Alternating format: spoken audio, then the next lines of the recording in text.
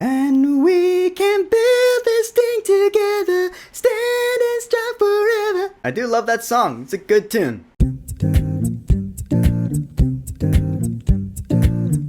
The Naked Gun. So The Naked Gun is a legacy sequel of the old school Leslie Nielsen Naked Gun movies, which came from the Police Squad TV show. They were complete spoof comedies where Leslie Nielsen played Frank Drebin and he would solve cases. Now Liam Neeson plays Frank Drebin Jr. and he's got to solve a case of a bad corporation that's got an evil plan. Pamela Anderson plays a chick who helps him out. And now we have our complete return to form for spoof comedies. I mean it, man, this movie just had Babe and I dying laughing. Cause first of all, Liam Neeson was the perfect choice for this movie. Cause just like with Leslie Nielsen in the originals, Liam Neeson is known for being a serious action movie star. And the characters he plays are usually really stone-faced. You know, we all know the Taken phone call. So it's just really easy to make comedy out of that. Says you served 20 years for man's laughter.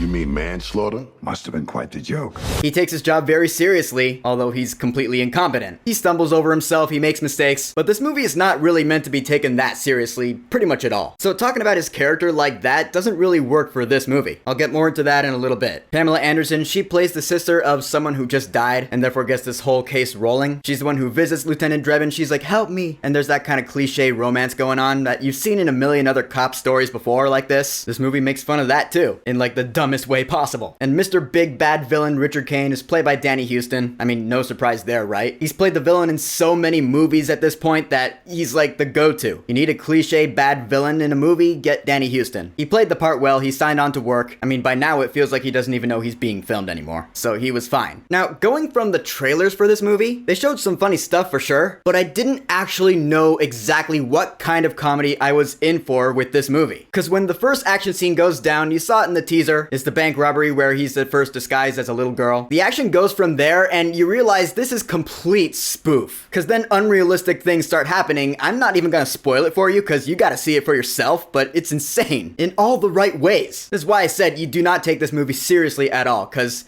it's just ridiculous. This movie lets you know that right off the bat. It's a throwback to those old school spoof comedies, the ones that were good anyway, like Austin Powers or the original Naked Gun. And this movie just doesn't stop. Like for 98% of this, I would say, there's always something going on that's funny. Whether it be in the foreground with the characters talking, or something in the background that just catches your eye and makes you laugh. I wouldn't exactly call it subtle. Like if something is in the background that's meant to be funny, you'll see it for sure. This movie's not trying to hide anything. It just makes you wonder, like, what was the writing room for this movie like? I would have loved to have been a fly on the wall in that situation. Because you can just imagine a bunch of guys just shooting the shit, drinking beer, and tossing around jokes and seeing what stuck, what made people laugh the hardest. Then you realize that Seth MacFarlane was one of the producers of this movie, and it all just makes sense. I'm not calling the guy the king of comedy. To me, Seth MacFarlane is honestly hit or miss. But I will say this is the best thing I've seen from him in a long time. I mean, some of the jokes, they do get really corny. There's a lot of wordplay jokes in this movie. I personally love that shit. Cheesy puns, you know I'm a fan of that. And believe me, I know that to some that may be considered lowbrow humor, really easy stuff, you know? But what can I say? I like cheese.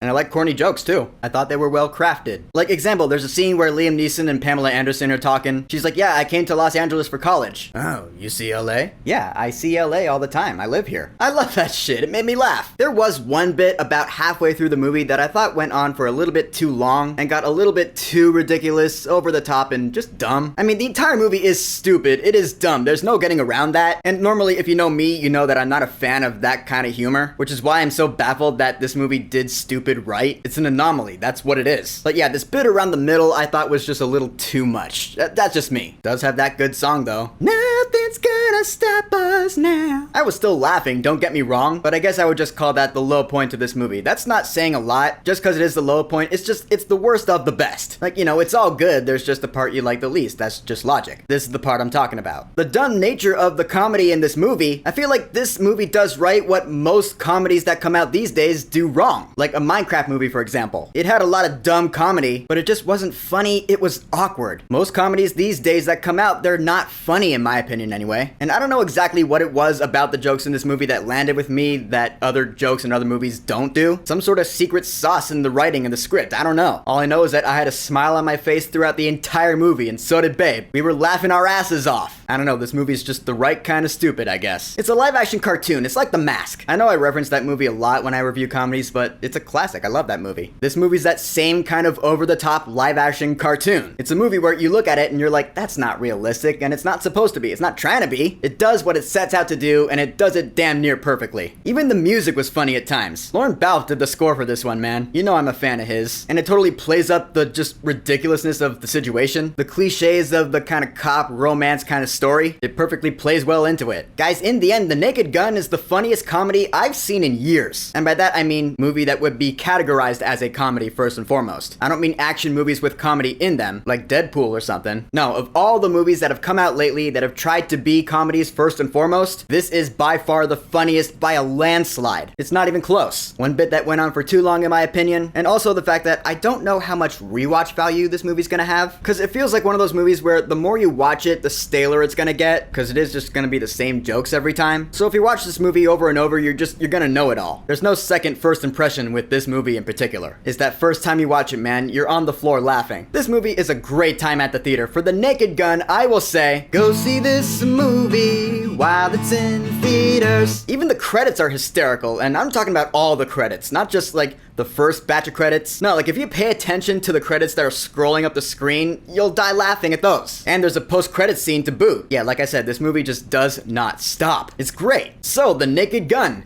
new version. Have you seen it yet? What are your thoughts on it? What are your thoughts on the original Naked Gun movies if you've seen them? Or hell, just what's your favorite spoof movie of all time? I want to know. I think that's a good question, so whatever you think, go ahead and leave a comment. And of course, thank you for subscribing. Now, if you'll excuse me, Babe's playing Pokemon Violet for the first time, so I'm gonna go share that experience with him before Legend ZA comes out. Peace!